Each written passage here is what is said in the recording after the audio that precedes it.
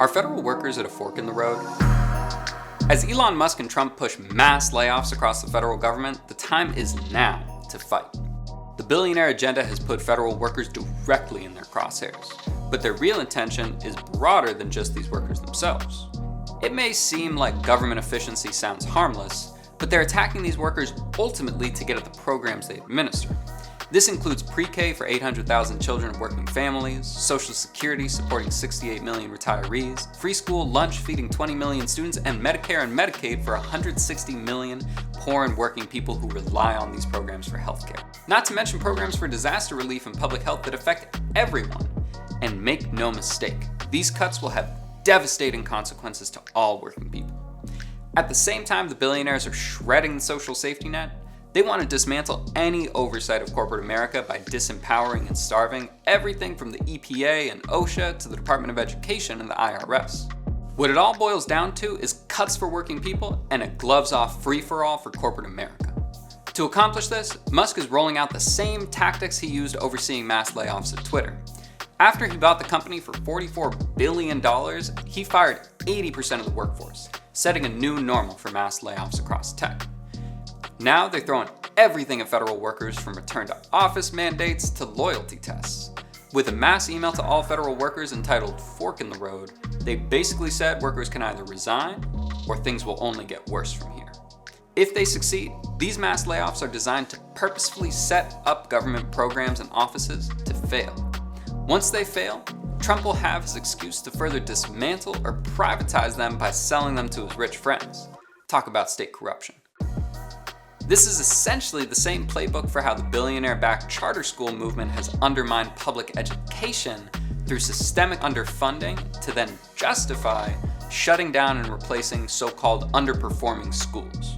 The workers who oversee these programs and families who need them are constantly demonized as a drain on the system. But the real parasites are the billionaires and corporations getting rich off our backs. In December 2018, Trump demanded billions from Congress for his border wall.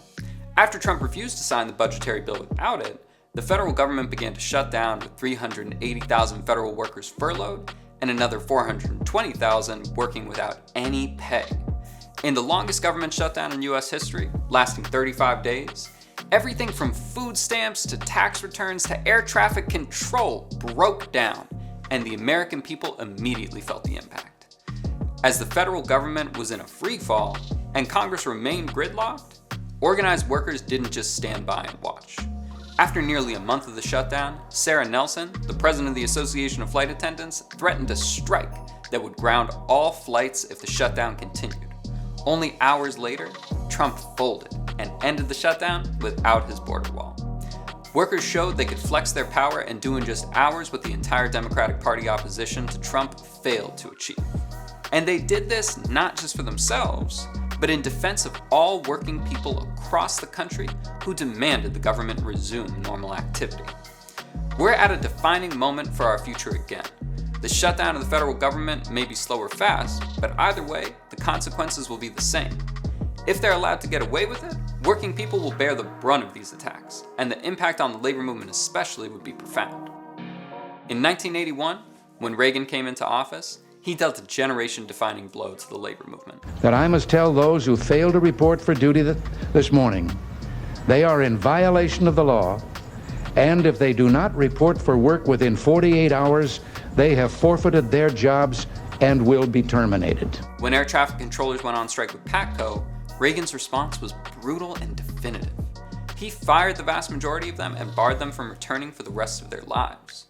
This shocked the nation and sent a message of absolute demoralization to the labor movement. Just like breaking the PATCO strike, these massive assaults on federal workers could send a message of defeat and demoralization to the labor movement today. Rather than an echo of the defeat of PATCO, we need to look back to our proudest moments as a movement where, despite adverse circumstances, we took bold action and won.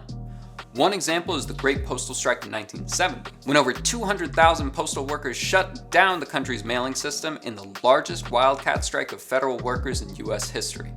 They turned a moment where they were beaten down into a moment of resistance and ultimately victory.